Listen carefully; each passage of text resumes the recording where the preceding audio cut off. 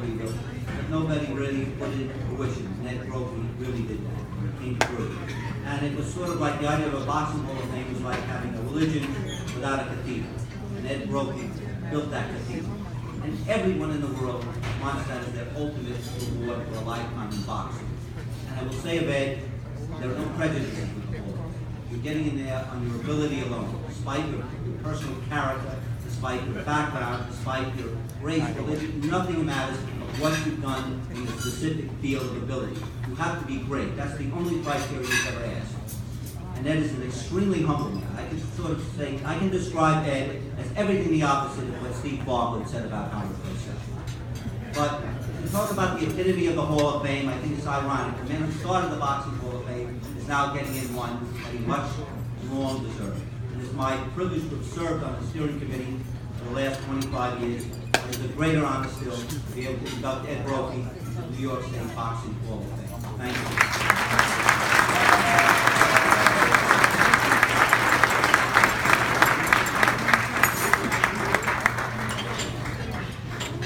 Thank you, Don. I want to thank the committee of the New York State Boxing Hall of Fame, Ring A, such a wonderful group for so many years, and now we have the New York State Boxing Hall of Fame. Just a wonderful, wonderful thing.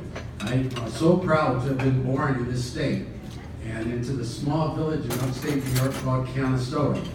Boxing has always been in my blood, and everybody here who loves boxing knows exactly what I mean when we say that. Boxing is in our blood.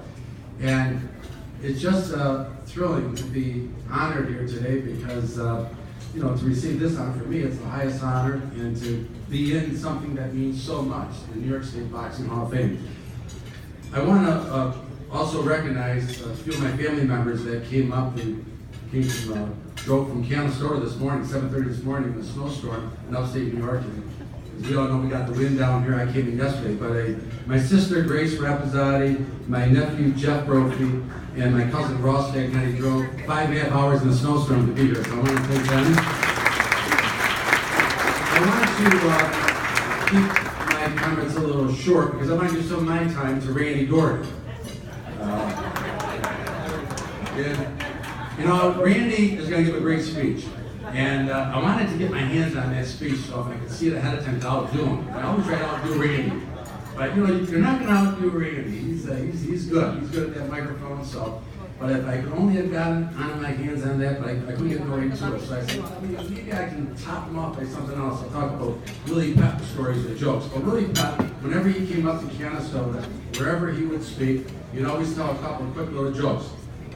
Willie Pep, I remember, was married 6 times. He'd always say at the microphone, my wife's great housekeepers. Great housekeepers. Every time we got divorced, they kept the house. He'd also say that his most recent wife was Barbara. He said, wonderful, wonderful wife. Whenever she was in the crowd, he always made sure he commented her. He'd say, wonderful, wonderful wife. He said, I'm so lucky man. I got a wife and a TV, and they're both working. Willie Pep was one of the great featherweights of all time, and he was known for once winning a round without throwing a punch. And he was so proud of that. That's why I want to share that, because I love the old-time fighters, I love their stories and all their achievements, and Willie Pep was one of the greats. And Willie Pep made a prediction to a couple of sports writers that in the 3rd round he wasn't going to throw a punch and he would win that round.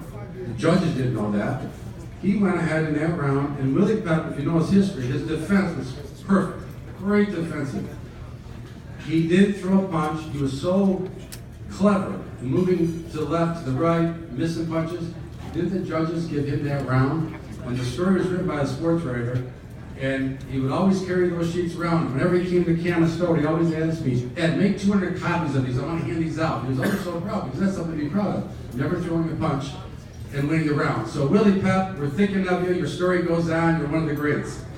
On my end, my name's attached to the Boxing Hall of Fame as director, but there's so many people that have made the Boxing Hall of Fame happen and what it does today, the magic of people visiting the museum, walking down boxing history, and the annual Hall of Fame weekend, and all the things that happen. The volunteers of Canastota, the community organizations of Canastota, the Boxing Writers Association who vote, on the election, the boxing historians around the world that participate in it, the boxing promoters, the road organizations that help out.